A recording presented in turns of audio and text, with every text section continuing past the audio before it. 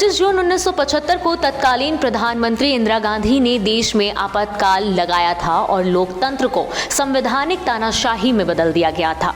हर नागरिक को संविधान के तहत मौलिक अधिकारों को निलंबित कर दिया गया था। इस तरह यह दिन लोकतंत्र के इतिहास में एक काले दिन के रूप में दर्ज हो गया। लोकतंत्र के चारों स्तंभों विधायिका, कार्यपालिका, न्यायपालिका और प्रेस पर घोषित व अघोषित पहरा बैठा दिया गया।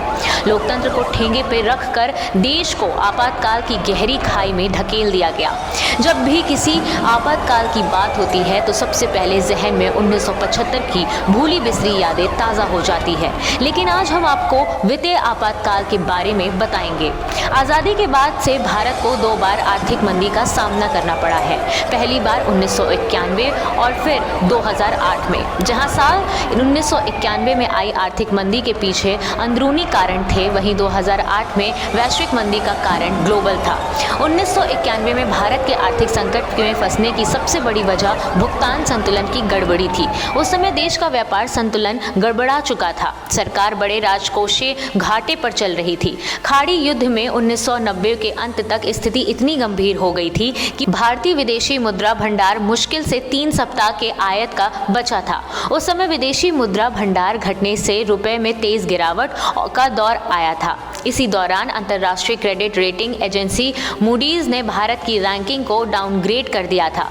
विश्व बैंक और IMF ने भी मदद रोक दी थी। ऐसे में सरकार को भुगतान पर चूक से बचने के लिए देश का सोना गिरवी रखकर संकट से मुकाबला किया था। देश में जब भी ऐसी कोई विषम परिस्थिति आने का अंदेशा होता है या ऐसी परिस्थिति आ जाती है जिसके परिणाम स्वरूप देश की आर्थिक व्यवस्था कमजोर होने लगती है, तो सरकार वित्तीय आपातकाल की घोषणा देश के हित के लिए करती है।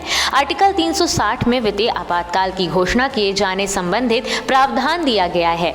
अब आपके मन में कई तरह से सवाल आ रहे होंगे और आप इन सवालों के जवाब जानने के उत्सुक भी हो रहे होंगे। चलिए अब आपको बताते हैं कि वित्तीय आपातकाल क्या है। वित्तीय आपातकाल क्या है? आर्टिकल 360 में वित्तीय आपात का उल्लेख है। देश में वित्तीय आपातकाल राष्ट्रपति लगा सकता है। आपातकाल लगाने से पहले राष्ट्रपति देश की स्थिति समझता है। स्थिति को समझने के बाद राष्ट्रपति अपना निर्णय सुनाता है।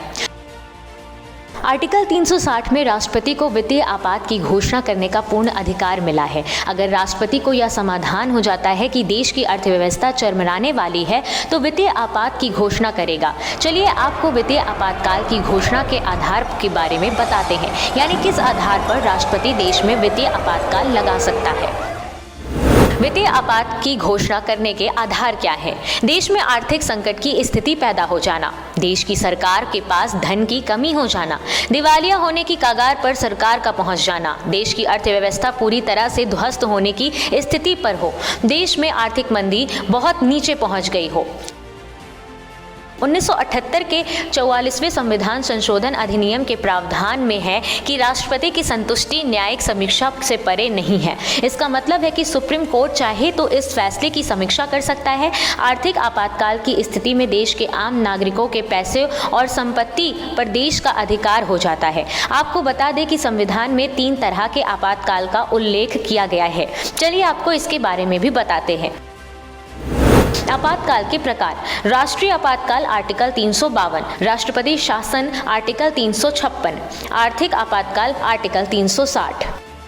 आर्थिक संकट की स्थिति पैदा होने पर देश की अर्थव्यवस्था डगमगाने लगती है। ऐसे में देश के राष्ट्रपति को मजबूरन वित्तीय आपातकाल की घोषणा करनी पड़ती है। आपको बता दें कि वित्तीय आपातकाल की घोषणा पत्र पहले दोनों सदनों में रखना होता है। वित्तीय आपातकाल की घोषणा पत्र दोनों सदनों में रखना जरूरी है। सदन में घोषणा पत्र रखने के 2 महीने के अंदर समर्थन मिलना जरूरी है। वित्तीय आपात तब तक की जाती है जब लोकसभा खंडित हो गया हो। घोषणा का समर्थन करने वाला संकल्प राज्यसभा पारित करती है। जिस दिन देश में राष्ट्रपति की तरफ से आर्थिक आपातकाल की घोषणा की जाती है उसके 2 महीने के अंदर ही इसको संसद के दोनों सदनों की तरफ से समर्थन मिलना आवश्यक है और इस आर्थिक आपातकाल की घोषणा प्रस्ताव को संसद के किसी भी सदन की तरफ से केवल एक साधारण बहुमत के माध्यम से ही पारित किया जा सकता है। एक बार संसद के दोनों सदनों की तरफ से इस प्रस्ताव को समर्थन मिल जाने के बाद वित्तीय आपातकाल अनिश्चित काल तक जारी रह सकता है, जब तक इसे राष्ट्रपति की तरफ से हटाया नहीं जाता। Bureau report, parliamentary business.